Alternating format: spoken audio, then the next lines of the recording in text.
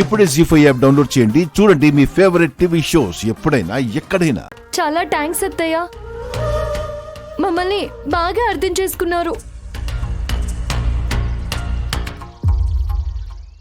అయినా మా అత్తయ్య మంచిగా మారిపోయి మా అక్క రిసెప్షన్ చేస్తుంటే వెళ్ళిపోతానంటున్నారేంటి నాన్న?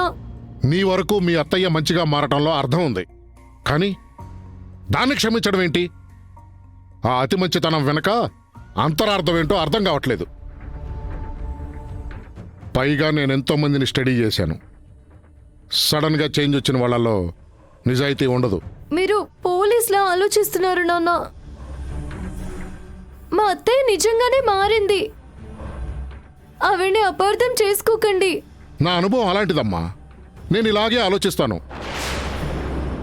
చీకటి పడకముందే మా ఇంటికి వెళ్ళాలి. అడ్డు తప్పుకోమ్మా, తప్పుకో. ప్లీజ్ నాన్న, ఇప్పుడు మీరు వెళ్ళిపోతే మా అత్తయ్య వాళ్ళు నన్ను టార్గెట్ చేస్తారు. అక్క విషయంలో మేమే మారినప్పుడు మీ అమ్మా నాన్నలు ఎందుకు మారని మిమ్మల్ని అనరాని మాటలు అంటారు. వాళ్ళు నిన్ను కన్న తల్లిదండ్రులేనా అని మిమ్మల్ని తిడుతుంటే నేను చూస్తూ తట్టుకోలేను నాన్న. ఏమండి, సీత చెప్పింది కూడా నిజమే కదండి. ఇప్పుడు మనం వెళ్ళిపోతే ఈ ఇంట్లో దాని పరిస్థితి ఏంటో ఒక్కసారి ఆలోచించండి. దాన్ని క్షమించలేను. నా వల్ల కాదు లలిత. దాని రిసెప్షన్ వరకు నేను ఉండలేను. నన్ను బలవంతంగా ఒప్పించడానికి ప్రయత్నించకండి. మీరు నన్ను ఈ పెళ్లికి బలవంతంగా ఒప్పించారు కదా నాన్న.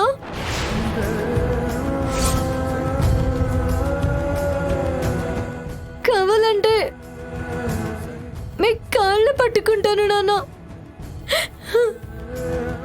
ఒప్పుకోండి నాన్న.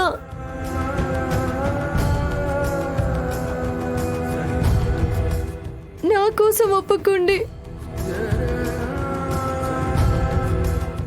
ఒక తండ్రిగా ఈ కుటుంబ పరువు ప్రతిష్టలు కాపాడుకోవడానికి ఇంతకన్నా ఏమీ చేయలేనమ్మా.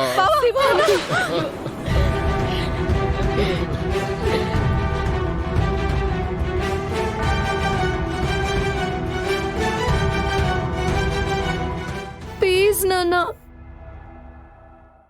ఏమండి, మన సీత కోసమైనా ఒప్పుకోండి.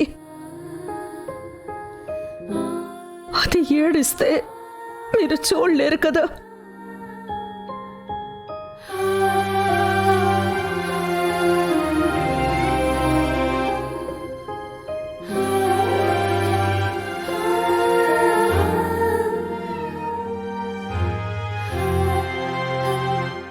సరేనమ్మా, నీకోసం ఒప్పుకుంటాను. కానీ రిసెప్షన్లో నిన్ను మాత్రమే దీవిస్తాను. దాన్ని ఎప్పటికీ క్షమించను.